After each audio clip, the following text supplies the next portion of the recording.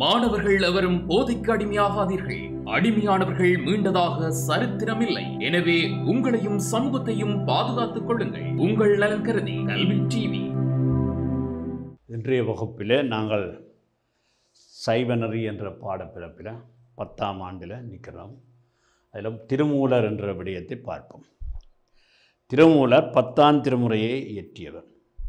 எங்களுடைய திருமுறை பாடல்களில், அதாவது 12 திருமுறைகள் இருக்கின்றன. அந்த 12 திருமுறைகளில் முதல் 3 திருமுறைகளையும் எங்களுடைய திருஞான சம்பந்தர், திருநாவுக்கரசு நாயனார், சுந்தரமூர்த்தி நாயனார் என்ற மூவரும் பாடிய தேவாரங்கள் அடங்குது. அடுத்த திருமுறையாக மாணிக்க வாசகர் பாடிய திருவாசகமும் திருக்கோவையாரும் அடங்குகின்றது. இது 8ஆம் திருமுறையாக அடங்கும். 9ஆம் திருமுறையாக திருவிசைப்பா, திருப்பல்லாண்டு போன்ற பதிகங்கள் அங்கே 9 மேற் பாடிய திருமாளிகை தேவர் முதலிய 9 மேற் பாடிய அந்த திருவாசகம், திருவிசைப்பா, திருப்பல்லாண்டு என்பன இங்கே அடங்கும். அடுத்து 10ஆம் திருமுறையாக இந்த திருமூலர் பாடிய திருமந்திரம் 3000 பாடல்களை கொண்டது. அது அமைகின்றது. 11ஆம் திருமுறையாக அங்கே பல நாயன்மார்கள் பாடிய பாடல்கள் தொகுப்பு அங்கே, அதாவது காரைக்கால் அம்மையார் தொடக்கம் பல்வேறு நாயன்மார்கள் பாடிய பாடல்களுடைய தொகுப்புகளை கொண்டது. அது 11ஆம் திருமுறையாக வகுக்கப்படும். 12ஆம் திருமுறை சேக்கிழார் பாடிய பெரிய புராணம் பின்னாளிலே வகுக்கப்பட்டது. முதல் 11 திருமுறைகளையும் நம்பியாண்டார் நம்பி என்ற அந்த பெருமகன் அதை வகுத்து கொடுத்தார். இப்படி வகுத்து கொடுத்த அந்த திருமுறைகள் அடிப்படையில் தான் இந்த திருமூலர் பாடிய திருமந்திரம் 10ஆம் திருமுறையாக வருகின்றது. இந்த 10ஆம் திருமுறையாக வருகிற திருமந்திரத்தை பற்றி சொல்லுவோமா இருந்தால், திருமந்திரம் முக்கியமான ஒரு பெரிய நூல். அது சாஸ்திர நூலாகவும் தோத்திர நூலாகவும் கொள்ளப்படுவது. தோத்திர நூலாக பாடுவதற்கும் உகந்தது. அதே சைவ சித்தாந்த சாஸ்திரங்களை உள்ளடக்கிய ஒரு பெருநூல் என்ற வகையிலே இது சிறப்பான ஒரு இடத்தை பெறுகின்றது. அந்த வகையிலே இது சாஸ்திர நூல், தோத்திர நூல் என்று சொல்லுவார்கள். அந்த வகையிலே இது சைவ சித்தாந்த கருத்துக்களை தன்னகத்தை கொண்ட ஒரு பெருநூல். ஆகவே பல்வேறு இந்து சமயத்துக்கு வேண்டிய பல்வேறு கருத்துக்கள் எல்லாம் இந்த திருமந்திரத்திலே அடக்கப்பட்டிருக்கின்றன. அந்த திருமந்திரத்தை பாடிய திருமூல நாயனாரை பற்றிய ஒரு வரலாறும் இருக்கின்றது. இந்த திருமூல நாயனார் அந்த வரலாறை நாங்கள் சென்ற வகுப்பிலே சுருக்கமாக சொல்லப்போனால், அது மூலன், அவங்க ஒரு இடத்திலே மூலன் என்ற ஒரு இடைக்குலத்தைச் சேர்ந்தவன் மாடுகளை மேய்த்து கொண்டு இருக்கின்றவன்.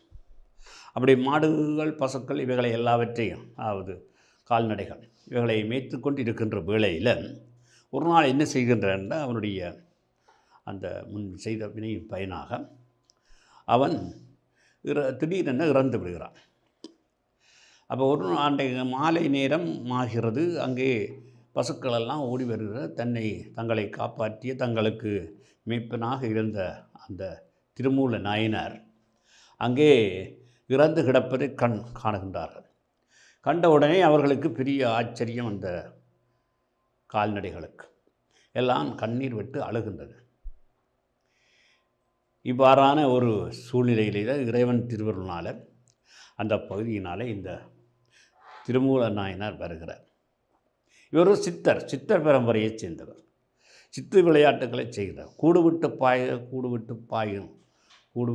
பாய்கின்ற ஒரு சித்து வேலைகளை எல்லாம் செய்யக்கூடிய ஒருவர் தான் இந்த திருமூல நாயனார். திருமூலரில் இருந்து ஒரு ஞான பரம்பரையை கூடியிருக்கின்றார் திருமூல நாயனார். ஆகவே அந்த திருமூலர் என்ன செய்தால், அந்த பகுதியால் வருகிற போது இந்த இடையன் இப்படி இறந்து கிடக்கிறான், மாடுகள் எல்லாம் அழுகின்றன. இதை கண்ட இவர் தன்னுடைய அந்த சித்தை பயன்படுத்தி இந்த கால்நடைகளுக்கு மகிழ்ச்சியை கொடுப்பதற்காக தன்னுடைய உடலை ஒரு இடத்திலே மறைத்து வைத்துவிட்டு தன்னுடைய உயிரை உடனே மூலனுடைய அந்த உடலுக்குள்ளே புகுத்தி விட்டார். அப்படி புகுத்தின உடனே மூலன் உயிர் பெற்று இழந்து விட்டான். அங்கே உயிர் பெற்று எழுந்த உடனே அந்த மாடுகளெல்லாம் இந்த சந்தோஷத்திலே பிறகு அங்கே அவனுடைய பட்டியை நோக்கி அவை நகருகின்றன. இரவு நேரமாகிவிட்டது. மூலனுடைய மனைவியார் இவ்வளோ நேரமாக காணவில்லையே காணவில்லை என்று அவர் நின்று வரவேற்கிற வாசல் நின்று இன்னும் இவ்வளோ நேரமாக காணவில்லை இப்போ தானே வாரிகள் அப்படின்னு. அப்பொழுது இந்த மூலன் பேசாமல் நிற்கிறார்.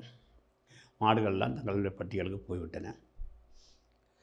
இவருக்கு என்ன நடந்து இவர் என்ன செய்ய பேசாமல் நின்றார். சிறிது நேரத்தின் பிறகு அங்கே உள்ளுக்க போகையில் அங்கே போகாமல் திரும்பி வந்து இவர் வேறு ஒரு இடத்துல வந்து அப்படியே யோகல்லையிலே வந்து இருக்கிறார். அப்போ மனைவியார் என்ன செய்ய இவருக்கு என்ன பைத்தியம் பிடிச்சிட்டா என்னென்னா அவர் உற்றார் உறவினர்கள் எல்லாம் கூட்டிக்கொண்டு அந்த இவர் தங்கி இருக்கிற இடத்துக்கு போகிறார். போய் அங்கே கேட்டால் அங்கேயும் அவர் ஒன்றுமே பேசவில்லை. பேசாமல் யோக நிலையில் இருக்கிறார். இவ்வாறான நிலையிலே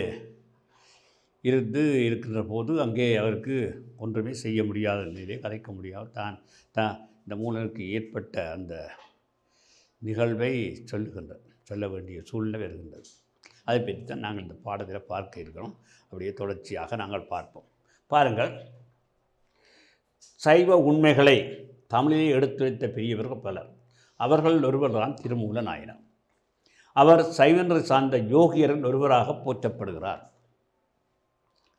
அட்டமாசித்துகள் கைவரப்பெற்றவராக யோகியர். அட்டமாசித்துக்கள் கைவரப்பெற்று தான் யோகிகள் என்று சொல்லுகிறோம். திருமூலர் பெரிய புராணம் போற்றும் 63 நாயன்மார்கள் ஒருவராகவும் கருதப்படுகிறார். சேக்கிலார் சுவாமிகளே திருமூலர் வரலாற்றை தமது பெரிய புராணத்தில் விரிவாக தந்திருக்கிறார். அதனை சுருக்கமாக இங்கே பாருங்கள். யோகியர் தமிழ்நாட்டிலே புதிய மலையை சில காலம் தங்கி இருப்பதற்கு விரும்பி கைலை நின்றும் புறப்பட்டார். கைலையிலிருந்து புறப்படுகிறார்.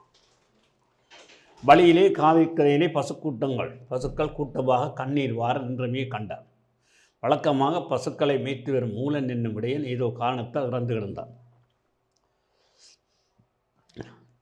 தங்களை அன்போடு பராமரித்து வந்த மூலனது இறப்பை தாங்க மாட்டாத பசுக்கள் அங்கே உணவும் உறக்கமும் என்று அவ்விடத்திலே சுற்றி சுழன்று திரிவதை கண்ணுற்ற யோகியார் அவற்றின் துயரத்தை போக்க விரும்பினார். மூலன் உயிரோடு எழுந்தால் அன்றே அவர்களின் துயரம் நீங்காது என்பதை உணர்ந்த யோகியார் மூலனுடைய உடலுக்கு உயிர் கொடுக்க முடிவு செய்தார். தனது உடலை மறைவான ஒரு இடத்திலே விட்டுவிட்டு கூடுபாய் சித்தின் மூலம் மூலன் உடலில் புகுந்தார். இதுதான் நடந்தது. மூலனது உடல் உயிர் பெற்று எழுந்தது. அதாவது மூலன் உடலிலே யோகியர் எழுந்தார்.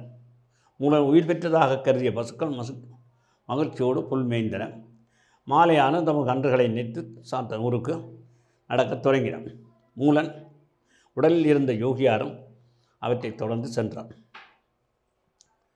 பசுக்கள் தங்கள் மேய்ப்பான அளவுக்குள் புகுந்தன. மூலனுடைய உடலிலே நின்ற யோகியார் அதனை பார்த்தபடி நின்றார். தாம் உள்ளே புகவில்லை. இதனை அவதானித்த மூலனுடைய மனைவியார் அவர் உள்ளே வராத குறித்து வினாவினார். யோகியர் ஒன்றும் பேசாது அவ்விடத்தின்று அகன்று பொது மடம் ஒன்றை அடைந்து அங்கே யோக நிலையிலே வீற்றிருந்தார். இதுதான் நடந்தது. மூலனுடைய மனைவி என்ன செய்தால் செய்வது அறியாதவளாய் அடுத்த நாள் காலையில் அயலவர்களையும் அழைத்து கொண்டு மூலனை தேடி அடைந்து அம்மடத்தை அடைந்தார்.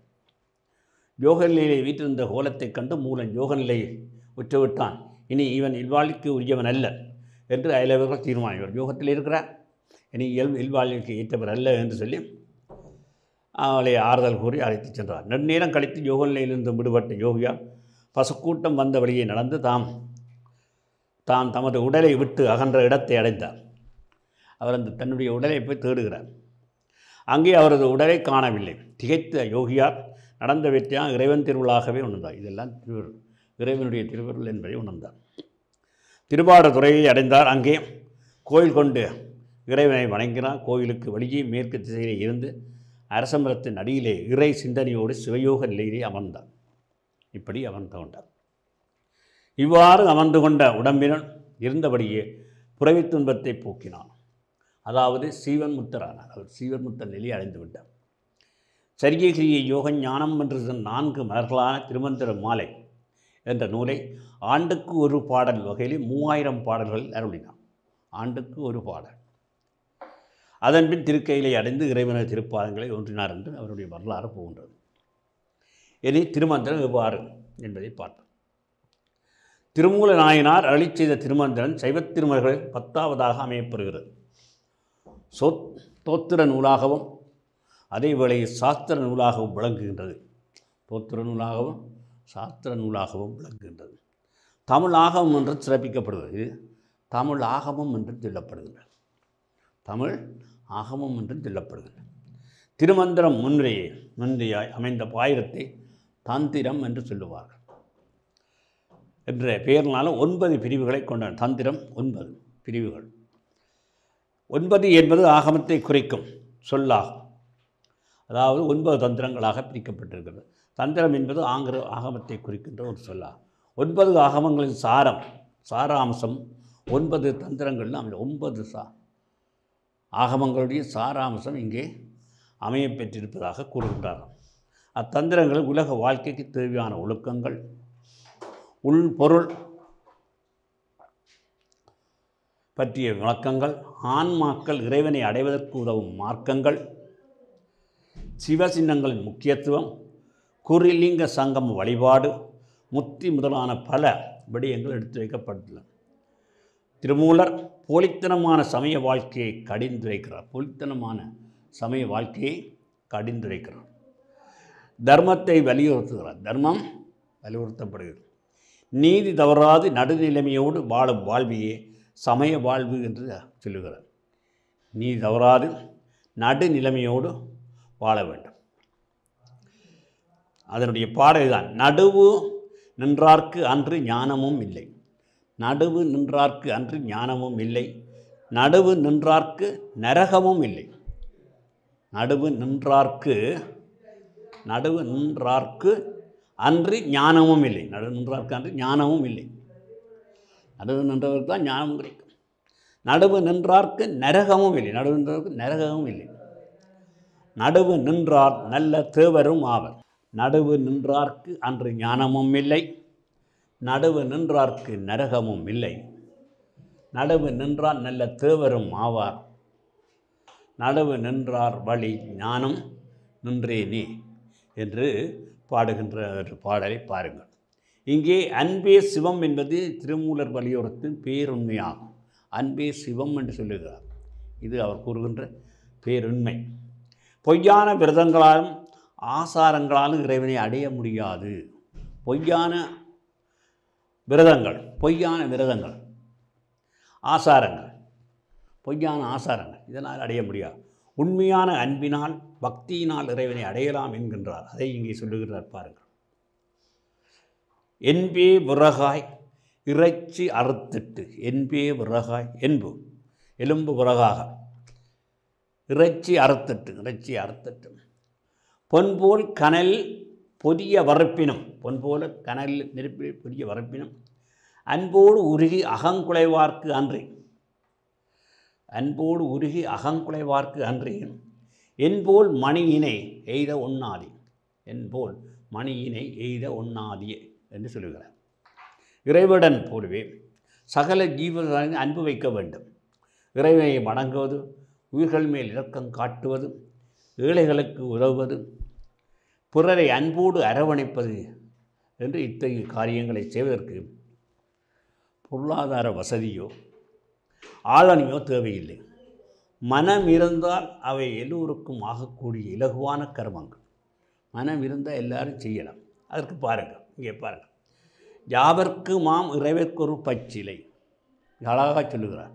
யாவர்க்கு மாம் இறைவர்க்கொரு பச்சிலை, யாவர்க்கு மாம் பசுவுக்கு ஒரு வாயுரை கொடுக்க, யாவர்க்கு மாம் உண்ணும் போது ஒரு கைப்பிடி, நீங்கள் உண்ணுகிற போது ஒரு கைப்பிடி சோறு, யாவர்க்கு மாம் பிறர்க்கு இன்னுரை, நல்ல வார்த்தையை பேசலாம் என்று மிக அழகாக சொல்லுகின்றார். இப்படி உயர்வான கருத்தை மிக எளிய முறையில் எடுத்துரைக்கும் திருமந்திரன் நாம் எல்லோரும் படித்து பயன்பெற வேண்டிய நூல். நாங்கள் எல்லோரும் படித்து பயன்பெறக்கூடிய ஒரு நூல் தான் இந்த திருமந்திரம் என்றதைத்தான் இங்கே சொல்ல மிக அழகாக இந்த பாடல்கள் ஊடாக எங்களுக்கு சொல்லப்படுகிறது. பின்னர் வினாக்களை பாருங்கள். யோகியர் எனப்படுவோர் யாவர்?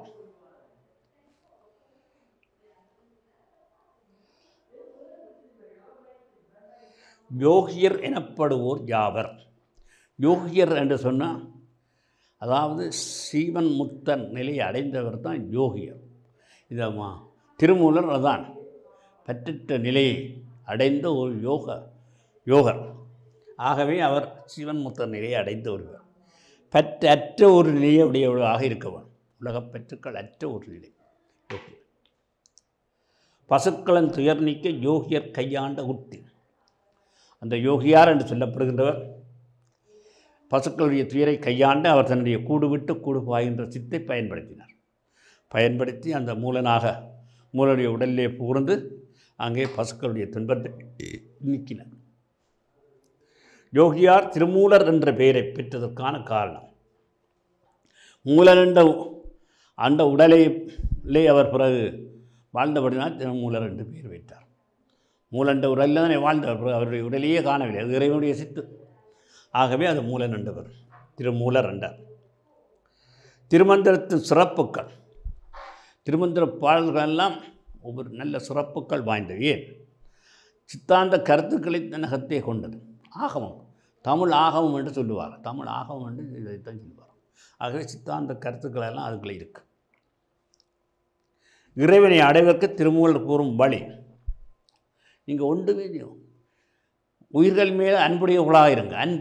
அன்பு தான் அங்கு இன்ப ஊற்று என்றார். அப்போ அன்பைத்தான் ஏழைகளுக்கு இறங்குங்கள் என்று சொல்லுகிறார். அதுதான் இறைவன் அடைவதற்கும். திருமந்திரத்தின் பகுதிகள் தந்திரம் என்ற பெயரில் காட்டப்படுவது. ஆனால் தந்திரம் என்ற பெயரிலே சொல்லப்படுகின்றது.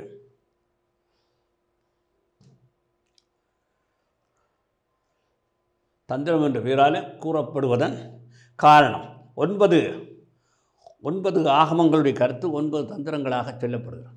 அதனால் அதனை தந்திரம் என்ற பெயரில் சொல்லப்படுது. 9 தந்திரம் என்று அதனுடைய 1000 பாடல்கள். அப்போ 9 தந்திரங்கள்லேயும் அந்த பாடல்கள் சொல்லப்படுது. அதனால் அது இவ்வாறு சில பகுதிகள் தந்திரம் என்ற பெயராலே கூறப்படுவதன் காரணம். இவ்வாறு நாங்கள் இந்த பாடல்களை பார்க்கக்கூடியதாக இருக்கின்றது. இந்த பின்வரும் வினாக்களுக்கு இவ்வாறு நாங்கள் விடைகளை கண்டுகொள்ளலாம். யோகியர் எனப்படுவோர் யாவர் என்று சொல்லுகின்றார்கள். இங்கே பாருங்கள், யோகி என்று சொன்னால்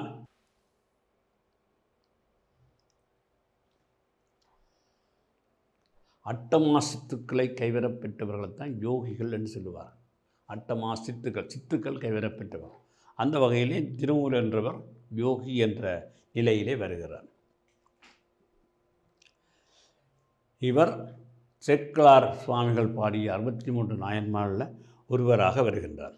இவர்கள் வரலாறு நாங்கள் நாங்கள் மூலனுடைய உடலிலே புகுந்து அந்த பசுக்களுடைய துயரத்தை போக்கியவர் என்றும், அதற்கு பிறகு அவர் யோக நிலையிலே உட்கார்ந்து அவர் ஒரு மடத்திலே உட்கார்ந்து இருந்ததாகவும், அதாவது மூலனுடைய மனைவியார் வந்து வேண்டி, வேறு உறவினர்களெல்லாம் வந்து வேண்டியும் அவர் பேசாது இருந்தவனாலே இனி இவர் இல்வாழ்வுக்கு உகந்தவர் அல்ல என்று அவர்கள் விட்டு சென்றவர். அதற்கு பிற்பாடு அவர் அந்த உடலிலே இருந்து கொண்டுதான் அவர் பிறவி துன்பத்தை போக்கினார் என்று சீவன் முத்தர் ஆயினார் என்றும், அவர் அதிலே இருந்து கொண்டுதான் அவர் திருமந்திர அந்த பாடல்களை ஆண்டுக்கு ஒரு பாடலாக 3000 பாடல்களை எழுதினார் என்றும் அந்த வரலாறு சொல்லுகின்றது. இவருடைய அந்த திருமந்திர பாடல்கள் தோத்திர நூலாகவும் சாஸ்திர நூலாகவும் அங்கே கையாளப்பட்டு வருகின்றது. என்னை தமிழ் ஆகமம் என்று சொல்லுவார். ஆகம கருத்துக்கள் அதில் இருக்கின்றது. அதாவது இந்த திருமந்திரத்தின் முன்னுரியாக இந்த பாயிரத்தை தந்திரம் என்ற பெயரில் 9 பிரிவுகளாக கொண்டமைந்திருக்க. தந்திரம் பாயிரத்து தான் தந்திரம் என்று சொல்லும். தந்திரம் என்பது ஆகமத்தை குறிக்கின்ற ஒரு சொல். தந்திரம் என்றால் ஆகமத்தை குறிக்கின்ற ஒரு சொல்லாகும். 9 ஆகமங்களின் சாராம்சம் 9 தந்திரங்களிலேயும் சொல்லப்படுவதாக சொல்லப்படும். தந்திரம் என்றால் ஆகமம். ஆகவே ஆகமத்தின் சாராம்சம் 9 தந்திரங்களாக இங்கே சொல்லப்பட்டதாக சொல்லப்படுது. ஆகவே அவர் இப்பாடல்களில் உலக வாழ்க்கைக்கு தேவையான ஒழுக்கங்கள், உள்பொருள் என்ன, ஆன்மாக்கள் இறைவனை அடைவதற்கு உதவும் மார்க்கம், சிவசின்னங்கள் முக்கியத்துவம், குருலிங்க சங்கம வழிபாடு, முத்தி ஆகியவற்றையெல்லாம் எடுத்துரைக்கிறார். அவர் திருமூலர் போலித்தனமான வாழ்க்கையை கடிந்துரைக்கின்றார் என்றதுக்கு அவர் நீர் தவறாமல் வாழ வேண்டும், நடுநிலைமையோடு வாழ வேண்டும் என்பதைத்தான் அவருடைய பாடல் நடுவு நின்றார்க்கு அன்று ஞானமும் இல்லை என்று கூறப்படுகின்றார். நடுவு நின்றார்க்கு நரகம் இல்லை, நடுவு நின்றார் நல்ல தேவரும் மாவார், நடுவு நின்றார் வழி நானும் நின்றேனே என்று குறிப்பிடுகின்றார். பிறகு அன்பே சிவம் அவர் வலியுறுத்துகிறார். அன்புதான் சிவம் என்பதை அங்கே வலியுறுத்துகின்றார். அதாவது போலி ஆசாரங்கள், போலி வழிபாடுகள், போலி விரதங்களால் இறைவனை அடைய முடியாது. உண்மையான அன்பினால பக்தியினால் தான் இறைவனை அடையலாம் என்பதைத்தான் சொல்லுகிறேன். என்பே உரகாய் இறைச்சி அறத்திட்டு பொன்போல் கனலில் பெரிய வரப்பினம் என்று அங்கே கூறுகின்ற இதெல்லாம் போலியான நிகழ்வுகள். அன்போடு உருகி அகங்குலைவார்க்கு அன்றி, அன்போடு உருகி அகங்குலைவார்க்கு அன்றி என்போல் மணியினே எய்த ஒண்ணாதி என்று சொல்லி அங்கே மிக அழகாக அன்பினுடைய வெளிப்படுத்தலை இங்கே குறிப்பிடுகின்றார். சகல ஜீவராசிகளுடன் அன்பு வைக்க வேண்டும் என்பதும், உயிர்கள் மேல் இரக்கம் காட்டுவது, ஏழைகளுக்கு உதவுவது, பிறரை அன்போடு உபசரித்து அரவணைப்பது, இவையெல்லாம் சிறப்பான ஒரு காரியங்கள். இவைகளுக்கெல்லாம் பொருளாதார வசதியோ அல்லது ஆளணியோ தேவையில்லை. நல்ல மனம் உண்டானால் இடம் உண்டு என்றதை இங்கே சொல்லுவார். யாவர்க்குமாம் இறைவற்கு ஒரு பச்சிலை, யாவர்க்கும் இயலக்கூடிய ஒன்று இறைவனுக்காக ஒரு பச்சிலையே பிடுங்கி போடுவது என. யாவர்க்குமாம் பசுவுக்கு ஒரு வாயுரை, யாவர்க்கும் இந்த பசுவுக்கு ஒரு வாயுரையாக இலைகுலைகளை பிடுங்கி போட முடியும். யாவர்க்குமா உண்ணும் போது ஒரு கைப்பிடி, நாங்கள் உண்ணுகின்ற போது ஒரு கைப்பிடி சோறை மற்றவருக்கு கொடுக்கின்ற ஒரு பண்பை செய்ய முடியும். யாவர்க்குமாம் பிறர்க்கு இன்னுரை தானே, யாவர்க்கும் இழக்கூடியது நல்ல இன்சொற்களை பேசுவது. இன்சொற்களை எல்லாரும் பேசலாம், அது முடியும் என்று மிக எளிதான காரியங்களை எங்களுக்கு விளங்க வைக்கின்றார். இவ்வாறு அவர் கூறிய அந்த கருத்துக்கள் மிக எளிய முறையில் எடுத்துரைக்கும் திருமந்திரம் நாம் எல்லோரும் படித்து இம்புற வேண்டியது. அதைத்தான் நாங்கள் இந்த வினாக்கள்லையும் நாங்கள் பார்த்தோம். யோகியர் என்றால் யாவோர் என்று சொல்லப்பட்டது. யோகியர் என்றது அட்டமா சித்துக்கள் கைவரப்பெற்றோர் யோகியர். பசுக்களுடைய துயர் நீக்க யோகியர் கையாண்ட உத்தி அங்கே மூலனுடைய உயிருக்குள்ளே, அதாவது உடலுக்குள்ளே தன்னுடைய உயிரை புகுத்தி அந்த பசுக்களுடைய துயரத்தை நீக்கினார் என்றும், யோகியர் திருமூலர் என்ற பெயரை பெற்றதற்கான காரணம் அவர் அந்த மூலனுடைய உடலிலே புகுந்து தொடர்ந்து இருந்தமையினாலே அது பிறகு திருமூலர் என்ற பெயர் அவருக்கு உருவானது. அவர் நல்ல சித்துக்களை எல்லாம் செய்து பிறகு இந்த திருமந்திரப்பாடலை பாடுகின்ற ஒரு அளவுக்கு அவர் உயர்ந்து சிவன்முத்தராக வந்தபடியினால் அவருக்கு திருமூலர் என்ற பெயர் உருவாகப்பட்டார். திருமந்திரத்தின் சிறப்புகள் என்றால் அங்கே திருமந்திர பாடல்கள் எல்லாம் மிக அழகான முறையில் சைவசித்தாந்த கருத்துக்களை, அதாவது இறைவனை அடைகின்ற மார்க்கங்களை இலகுவாக எங்களுக்கு சொல்லுகின்ற கருத்துக்களாக, ஆன்மாக்களுடைய எல்லை, ஆன்மாக்கள் எப்படி இறைவனை அடைவது, இப்படியான விஷயங்கள் எல்லாவற்றையும் இங்கே கூறுவதாக அமைகின்றது.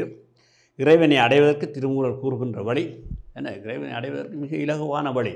நாங்கள் இதுவே செய்து மிக இலகுவாக நாங்கள் இறைவனை அன்பு செலுத்தினாலே இறைவனை அடையலாம் என்று சொல்லுகின்றார். திருமந்திரத்தின் பகுதிகள் தந்திரம் என்ற பெயர் கூறப்படுவதற்கு காரணம், தந்திரம் என்று சொன்னால் ஆகமம், ஆகமத்து சாராம்சம். தந்திரம் என்பது ஆகமத்தினுடைய சொல். ஆயிரம் ஆகம கருத்துக்களை சொன்னவிடனால் 9 தந்திரங்களுடைய கருத்துக்களும் இந்த இதில் வருகின்றது என்று திருமந்திரத்தில் எடுக்கப்பட்டுள்ள விடயங்கள்.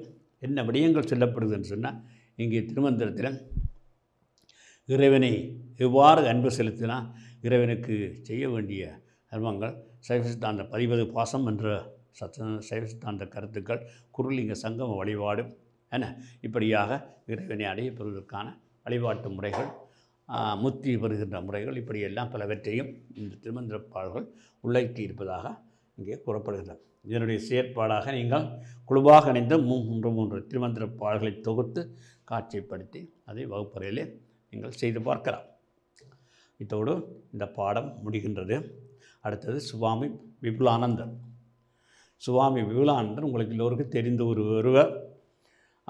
என்று இப்பொழுது இருக்கின்ற ஆண்டும் விபுலானந்தருடைய 100ஆண்டு விழாவாக பல இடங்களிலே கொண்டாடப்பட்டு வருகின்றது. இது 16வது பாடம். மட்டக்களப்பு பகுதியைச் சேர்ந்த காரதீவை புறப்படமாக கொண்டவர் தான் சுவாமி விபுலானந்தர். யாழ்ப்பாணத்திலே எவ்வாறு ஒரு நாவலர் தோன்றினாரோ அதே மாதிரியாகத்தான் மட்டக்களப்பு பகுதியிலே சைவத்தை நிலைநாட்டுவதற்கு தோன்றிய ஒரு பெருமகன் இந்த விபுலானந்த அடிகள். அவர் இலங்கையினுடைய தமிழ் பேசுகிற பல்கலைக்கழகத்தின் முதல் தமிழ் பேராசிரியராக இருந்தவர். அண்ணாமலை பல்கலைக்கழகத்திலேயும் தமிழ் பேராசிரியராக இருந்தவர். அவர் இளமையிலேயே அவர் துறவு வாழ்க்கையை வாழ்ந்து, அதாவது துறவு வாழ்க்கை வாழ்வதற்கு ஈடுபட்டு ராமகிருஷ்ண மடத்திலே சேர்ந்து, பிறகு ராமகிருஷ்ண மிஷனால் உருவாக்கப்பட்ட பாடசாலைகளை எல்லாம் நிர்வகிக்கின்ற பொறுப்பெல்லாம் அவரை சார்ந்ததாக இருந்தது. அவர் யாழ்ப்பாணத்திலேயும் பல பாடசாலைகளிலே அவர் கல்வி கற்றது மட்டுமல்ல, கடமையாற்றியும் இருக்கின்றார்கள். அவர் சம்பத்ரிஸ்டியார் கல்லூரியில் ஆசிரியராக, விஞ்ஞான ஆசிரியராக கடமையாற்றியிருக்கிறார். மானிப்பா இந்து கல்லூரியினுடைய அதிபராக விளங்கியவர். இப்படி பலதரப்பட்ட பரிமாணங்களை கொண்டவர். அவர் இயல், இசை, நாடகம் என்ற முத்தமிழையும் எங்களுக்கு வெளிக்கொணர்ந்த ஒரு பெருமகன். அதிலும் குறிப்பாக இசைத்தமிழை மதங்க சூளாமணி என்ற நாடக நூல், அதாவது யாழ் என்ற இசைக்கருவி எங்களுக்கு மீட்டு தந்தவர். இப்படி பலவற்றை அவர்களை பற்றி சொல்லிக் கொண்டு போகலாம். ஆகவே அவருடைய வரலாற்றை நாங்கள் இப்பொழுது பார்ப்போம். சைவமும் தமிழும் தழைக்க பணியாற்றிய ஈழத்து சான்றோர்களில் முக்கியமான ஒருவர் விபுலானந்தர். சைவமும் தமிழும் தழைக்க பாடுபட்ட ஈழத்து சான்றோர்கள் முக்கியமானவர். அவர் ஆற்றிய பணிகள் பலதரப்பட்ட பல்வேறு சமயம், மொழி, இலக்கியம், கலை, கல்வி முதலான பல துறைகள் சார்ந்தனவாக இருப்பினும் அவை எல்லாவற்றுக்கும் அவரது ஆன்மீக உணர்வே ஆதாரம். அவருடைய ஆன்மீக உணர்வு தான் எல்லாவற்றுக்கும் அவருக்கு ஆதாரமாக இருந்தது. அவருடைய ஆன்மீக உறவு, ஆன்மீகத்தின் மேலே கொண்ட ஈடுபாடு, சமயம் சார்ந்த ஈடுபாடு, அதுதான் காரணம். ஆன்மீகத்துக்கு அப்பாற்பட்டதாக அவருடைய வாழ்க்கையில் எதுவுமே இல்லை என்று சொல்லலாம். அத்தகைய சுவாமியின் வாழ்க்கையை தரிசிக்கும் போக்கிலேயே அவர் ஆற்றிய பணிகளில் பிரதானமான சிலவற்றை இங்கே நோக்கலாம். அப்போ ஆன்மீக வாழ்வில் தான் அவருடைய வாழ்வு இருந்தது என்று அவர் துறவி கோலம் கொண்டுதான் அவர் காவியுடை தரித்து தான் இருந்திருக்கிறார். இலங்கையின் கிழக்கு பகுதியில் மட்டக்களப்பு மாநகருக்கு தெற்காக சுமார் 35 கிலோமீட்டர் தூரத்தில் கடலோரமாக அமைந்தது காரை தீவு. அங்கு சாமித்தம்பி கண்ணம்மை தம்பதிகளுக்கு தவப்புதல்வனாக 3/5/1892 சுவாமி விபுலானந்தர் பிறந்தார். மயில்வாகனம் என்பதுதான் அவருடைய இளமைக்கால பெயர். மயில்வாகனம் தான் அவருடைய பெயர். மயில்வாகனம் தனது கிராமத்திலேயே ஆரம்ப கல்வியை பெற்றார். ஆங்கில வழி கல்வியை கல்வனை மெதடிஸ் ஆங்கில பாடசாலையில், பின்னர் மட்டக்களப்பு புனித மிக்கேல் கல்லூரியிலும் பெற்றுக்கொண்டார். 1908 கேம்பிரிட்ஜ் சீனியர் தேர்விலே சித்தி அடைந்ததும் தான் கற்ற கல்லூரிகள் சிறிது காலம் ஆசிரியராக கடமையாற்றினார். பின்னர் கொழும்பு ஆங்கில அரசினர் பயிற்சி கலாசாலை ஆசிரியர் பயிற்சி பெற்றவர். மீண்டும் ஆசிரியர் பணியில் இணைந்து கொண்டார். 1915 கொழும்பு தொழில்நுட்பக் கல்லூரியில் இணைந்து விஞ்ஞானத்தில் பட்டய சான்றிதழ் பெற்றார். டிப்ளோமா இன் சயின்ஸ் பெற்றார். கொழும்பில் இருந்த காலத்திலே தமிழ் அறிஞர் பலரோடு அவருக்கு தொடர்பு உண்டாயிற்று. அவரிடம் பழந்தமிழ் இலக்கியங்களையும் இலக்கணங்களையும் பயின்றார். அவர்களிடம் இலக்கண இலக்கியங்களை பயின்றார். வடமொழியிலும் தேர்ச்சி பெற்றார். இவற்றின் காரணமாக மதுரை தமிழ்ச்சங்க பண்டிதர் பரீட்சைக்கு தோற்றி சிறப்பு சித்தி பெற்றார். பண்டிதர் பரீட்சையில் சித்தி பெற்றார். இதனால் பண்டிதர் மயில்வாகனர் ஆனார். பண்டிதர் மயில்வாகனால் விஞ்ஞானத்தை சித்தி பெற்றவர். அதனால் 1917 யாழ்ப்பாணம் புனித சம்பத்ரிஸ்டியார் கல்லூரி விஞ்ஞான ஆசிரியராக கடமையேற்றார். இவ்வாறு அவர் கடமையேற்று இங்கே யாழ்ப்பாணத்து சம்பத்ரிஸ்டியார் கல்லூரி ஒரு விஞ்ஞான ஆசிரியராக பணியாற்றி பிறகு லண்டன் பல்கலைக்கழக விஞ்ஞானமான பயிற்சிக்கு தோற்று பிறகு பிஎஸ்சி பட்டதாரியான பிறகுதான் அவர் பட்டதாரியாகிறார். 1920 மானிப்பா இந்து கல்லூரி அதிபர் பொறுப்பினை ஏற்றுக்கொண்டார். அப்பொறுப்பினை ஏற்குமாறு அவரை வேண்டியவர் அக்கல்லூரி முகாமியாளர் சைவ சித்தாந்த புலமையாளருமாக திருவிளங்கம் அவர்கள். அறிவு நாட்டம் காரணமாக இருவரும் நெருங்கிய நண்பர்களானர். திருவிளங்கம் அவர்கள் எதிர்பாராத வகையில் காலமாக நின்று அவரது இழப்பு மயில்வாகனத்தார் உள்ளத்தில் தீவிர துறவு நாட்டத்தை ஏற்படுத்தியது. அக்காலகட்டத்தில் அவர் யோக சுவாமிகளோடும் தொடர்பு பெற்றிருந்தார் என்பது குறிப்பிடத்தக்கது. அப்போ இவ்வளத்தோடும் நாங்கள் இந்த மயில்வாகனத்தினுடைய அவருடைய அந்த வரலாற்றை இவ்வளத்தோடு நிறுத்தி இதோடு வகுப்பை நிறைவு செய்கின்றோம். அடுத்த வகுப்பிலே தொடர்ச்சியாக தொடருவோம். நன்றி. கல்வி டிவியில் புத்தம்புது நிகழ்ச்சிகளை உடனுக்குடன் பார்த்து மகிழ எமது ஃபேஸ்புக் மற்றும் யூடியூப் பக்கத்தை லைக் செய்யுங்கள்.